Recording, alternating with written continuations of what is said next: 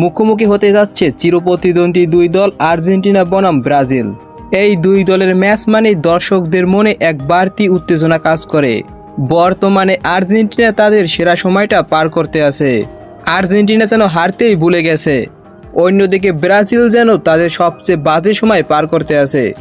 2022 বিশ্বকাপ থেকে বিদায়ের পর ব্রাজিল এখনও ঘুরে দাঁড়াতে পারে নাই।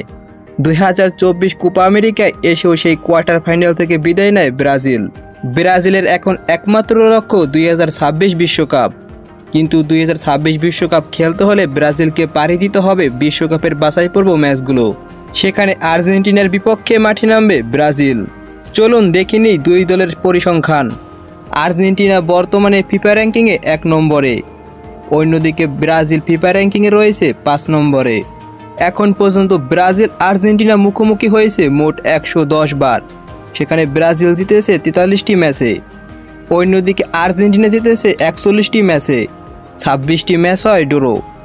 পরিসংখ্যান দিক দিয়ে ব্রাজিল এগিয়ে থাকলেও আর্জেন্টিনা বর্তমানে দুর্দান্ত খেলতে আছে। অন্যদিকে ব্রাজিল বর্তমানে একটু বাজে পারফরমেন্স করতে আছে। কিন্তু এই দুই দলের ম্যাচ হয় হাড্ডাহাড্ডি লড়াই।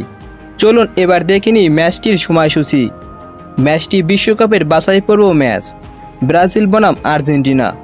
ম্যাচটি অনুষ্ঠিত হবে আগামী 2025 সালের 25শে মার্চ। ম্যাচটি কখন শুরু হবে তা এখনও বলা হয় নাই, যখন বলা হবে এই চ্যানেলের মাধ্যমে জানিয়ে দেব।